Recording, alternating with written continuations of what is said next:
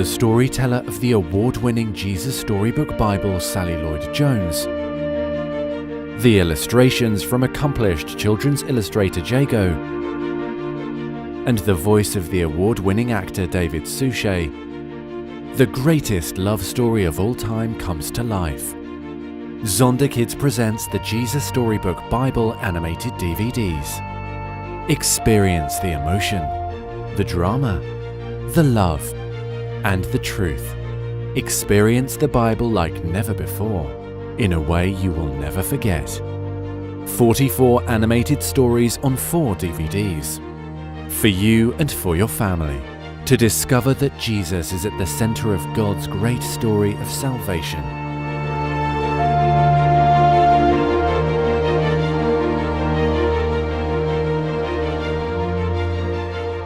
A new beginning. Time passed and many people filled the earth. Everyone everywhere had forgotten about God and were only doing bad things all the time. God's heart was filled with pain when he saw what had happened to the world he loved. Everywhere was disease and death and destruction, all the things God hates most. Now, Noah was God's friend, which was odd in those days because no one else was. But Noah listened to God. He talked to God. He just loved being with God, like you do with your best friend. Noah, God said, things have gone wrong. People have filled my world with hate instead of love. They're destroying themselves and each other and my world. And I must stop them.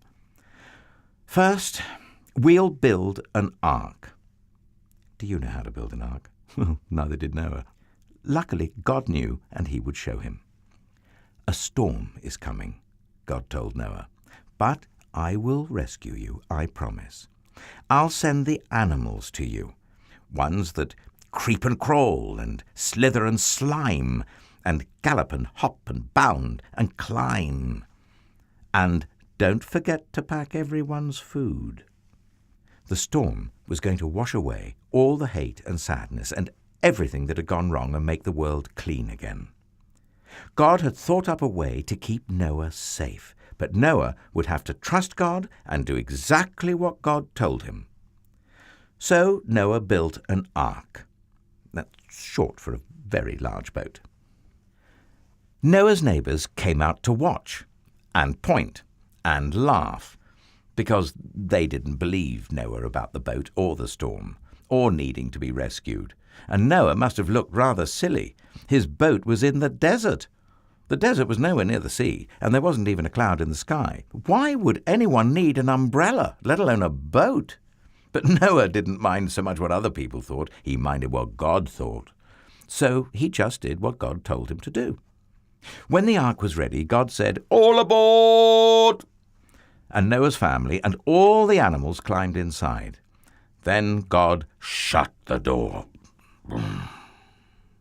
And it started raining. For minutes that joined up into hours, that joined up into days, that joined up into weeks and weeks.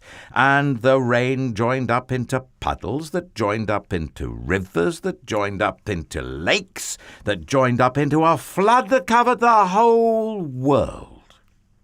Their boat, that had once seemed so big, suddenly seemed very small. But in the middle of the huge storm, in the crashing waves, in all the thunder and lightning, and through it all, God was with them. And God kept them safe for 40 long days and 40 long nights. Finally, the rain stopped. The sun came out, and Noah threw open all the windows. "Hooray!" everyone shouted. Noah sent his dove out to explore, and it wasn't long before she brought him back a fresh olive leaf. Now, everyone knew exactly what that meant. She had found a tree and land. The water was going down. At last, the boat landed quite suddenly on top of a great mountain. As soon as it was safe, God said, "Out you come!" And so they did, everyone skipping and dancing onto dry land.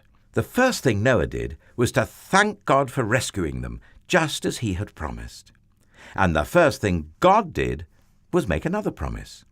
I won't ever destroy the world again. And like a warrior who puts away his bow and arrow at the end of a great battle, God said, "See, I have hung up my bow in the clouds."